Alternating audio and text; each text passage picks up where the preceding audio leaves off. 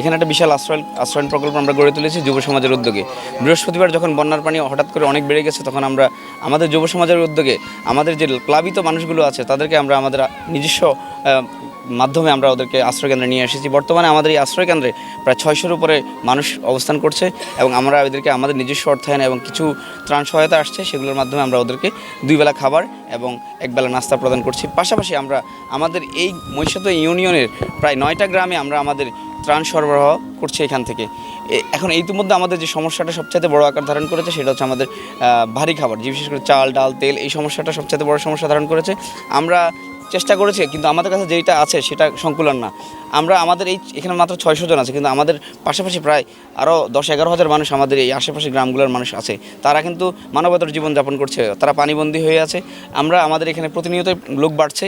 আমরা এই মুহূর্তে কিন্তু আমরা জায়গা দিতে পারছি না, এত লোক হয়ে গেছে।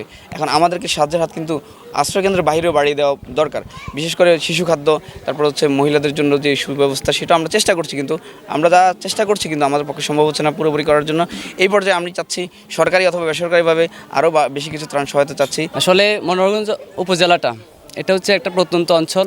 আপনারা জানেন যে কুমিল্লা জেলার মধ্যে যতগুলো উপজেলা আছে, এর মধ্যে বিশেষ করে 4টা উপজেলাই হচ্ছে সবার সুপরিচিত, যেটা হচ্ছে বন্যা কবলিত, সবাই সেটাই প্রচার করছে, কিন্তু আমাদের এটা অবহেলিত হয়ে পড়ে রয়েছে।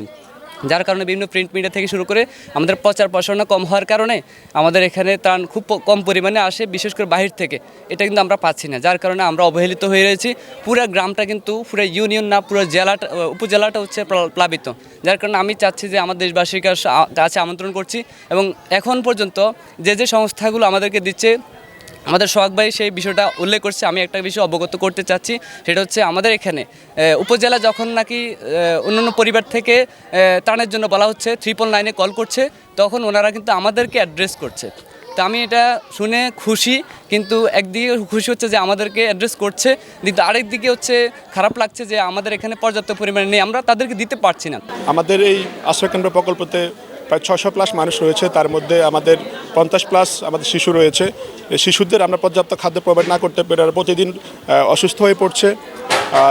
আমাদের এই শিশু খাদ্যের প্রচুর আর্থিক সংকট রয়েছে, আমরা চাইলেও পারতেছি না। আমাদের যদি প্রতিদিন 50 জনের দুধ লাগে, সেক্ষেত্রে আমরা হয়তো 5 জন বা 10 জনকে দিতে পারছি, বাকি জনকে দিতে পারছি না। আসলে আমাদের এই মহিষাদহ যুব সমাজ, আমরা যারা কয়েকজন আছি, আমরা সার্বিক সহযোগিতা, আমরা আমাদের প্রচেষ্টায় আমাদের এই প্রকল্পটি এখন পর্যন্ত আমরা চেষ্টা চালিয়ে যাচ্ছি। আমাদের এই মহিষাদহ ইউনিয়ন নীলকণ্ঠ সরকার আশ্রয়কেন্দ্র প্রকল্পটি আমাদের প্রত্যন্ত অঞ্চল হওয়ার কারণে, আমাদের মনোহরগঞ্জ রাস্তা খারাপ হওয়ার কারণে আমাদের এখানে কোনো ত্রাণ এসে পৌঁছায় না। আমি দেশবাসীর কাছে আপনাদের মাধ্যমে আবেদন করতে চাই, আমাদের শিশু খাদ্য, বিশেষ করে শিশু খাদ্যটা আমাদের অত্যন্ত জরুরি হয়ে পড়ছে। পাশাপাশি আমাদের মহিলাদের যে সুস্বাস্থ্যের জন্য যে স্যানিটারি ন্যাপকিন থেকে শুরু করে, এগুলো আমাদের পর্যাপ্ত না থাকার কারণে আমরা ওদেরকে ওইভাবে প্রোভাইড করতে পারছি না। আমরা মূলত এসেছি গভর্নমেন্ট আইসিটি অফিসার্স ফোরাম থেকে। আমাদের এটা হচ্ছে সারা বাংলাদেশের সকল আইসিটি কর্মকর্তাদের একটা সংগঠন।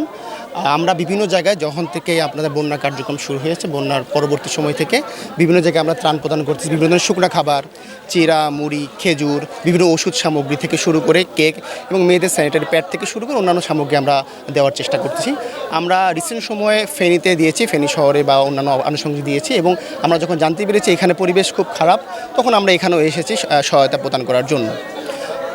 তো এরপরে এটা ছাড়াও আমরা আরও চেষ্টা করব ভারী খাবার বিভিন্ন জায়গায় প্রোভাইড করার জন্য, যাতে করে বন্যার্তরা আমাদের এই ত্রাণ পেয়ে উপকৃত হতে পারে।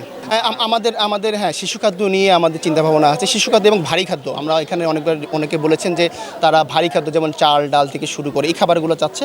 তো এর পরবর্তীতে আমরা যেটা আনবার চেষ্টা করব সেটা হলো ভারী খাদ্য এবং শিশু খাদ্য, এবং আমরা একটা নির্দিষ্ট বড় একটা অঙ্কের টাকা আমরা ইনশাল্লাহ আমাদের প্রধান উপদেষ্টা মহোদয়ের কাছে আমরা পৌঁছে দিব, যাতে করে আরও বিস্তর হতে প্রত্যেকটা প্রান্তে মানুষের কাছে পৌঁছে দিতে পারে।